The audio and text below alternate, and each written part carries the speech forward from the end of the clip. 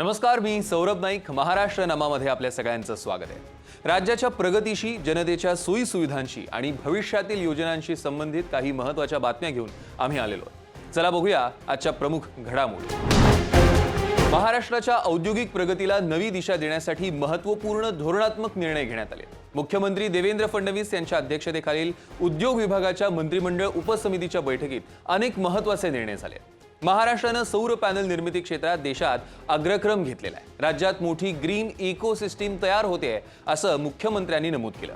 Green steel या नवीन क्षेत्रासाठी धोरण निश्चित करण्यासाठी समिती स्थापन करण्याची घोषणाही त्यांनी केली. कृषी आणि अन्न प्रक्रिया उद्योगांना प्रोत्साहन देण्यासाठी मोठे, विशाल आणि अतिविशाल उद्योगांना निधी उपलब्ध करून देण्यात आलाय.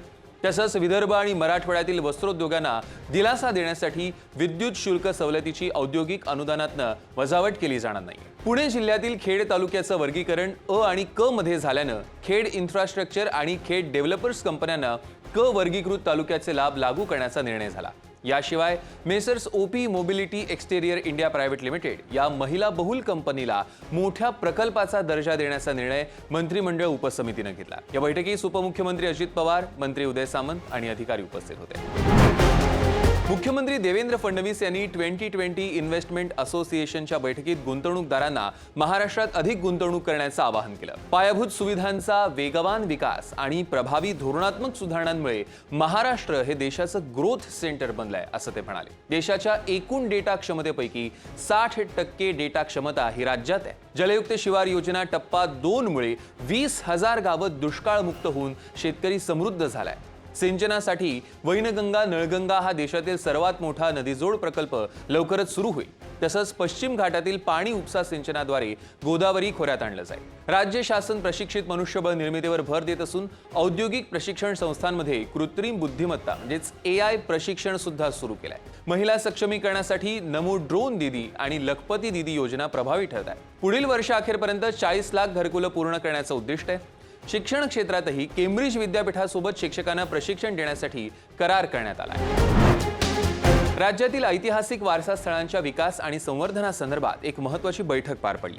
यामध्ये तारा राणी समाधी, अजिंक्यतारा किल्ला आणि मालवण येथील छत्रपती शिवाजी महाराज पुतळा या स्थळांवर सविस्तर चर्चा झाली. संबंधित विभागांनी स्थळांची माहिती सादर केली आणि या वारसा स्थळांचा ऐतिहासिक आणि सांस्कृतिक ठेवा जपत त्यांना पर्यटकांचं आकर्षण बनवण्यासाठी सर्वांगीण विकास आराखडा तयार करण्याच्या दृष्टीनं या बैठकीत सूचना देण्यात आल्या. उपमुख्यमंत्री अजित पवार यांनी यावेळी आवश्यक त्या सूचना दिल्या. मुख्यमंत्री देवेंद्र फडणवीस यांच्या हस्ते मुंबईतील झवेरी बाजार येथे जेम्स अँड ज्वेलरी फेस्टिवल 2025चं उद्घाटन झालं. इंडिया गोल्ड मेटावर्स सोबत झालेल्या सामंजस्य करारामुळे या क्षेत्रात नवं तंत्रज्ञान येईल. भारताच्या निर्यातीत या क्षेत्राचा वाटा मोठा असून व्यावसायिकांनी क्षमता वाढवत योगदान देत राहावं असं आवाहन त्यांनी केलं. झवेरी बाजाराची पुनर्कल्पना आणि पुनर्रचना करण्यासाठी BMC व प्रशासनासोबत समन्वय साधला जाईल.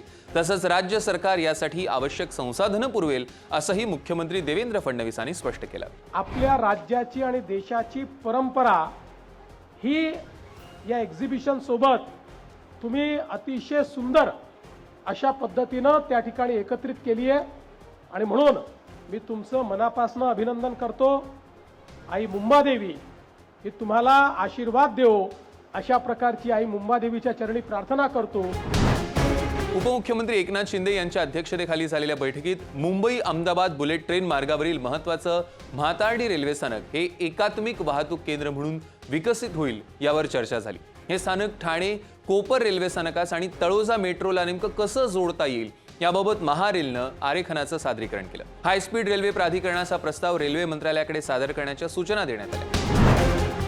मुख्यमंत्री देवेंद्र फडणवीस यांच्या उपस्थितीत महाराष्ट्र विमानतळ विकास कंपनी आणि स्पेनच्या फिरा बार्सिलोना इंटरनॅशनल यांच्यात एक महत्त्वाचा सामंजस्य करार झालाय. या करारानुसार नागपूर येथे जागतिक दर्जाचं प्रदर्शन, कन्व्हेन्शन, सांस्कृतिक आणि शैक्षणिक केंद्र उभारलं जाईल.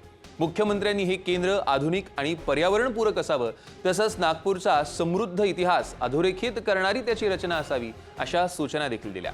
स्पेनचे भारतातील राजदूत जुआन अँटेनियो यांनी महाराष्ट्र पॉवर हाऊस बनत असल्याचं सांगत स्पेनला राज्यासोबत काम करण्यात स्वारस्य असल्याचं नमूद केलं. आणि यासोबत महाराष्ट्र नामामध्ये वेळ झाली इथेच थांबण्याची. नमस्कार.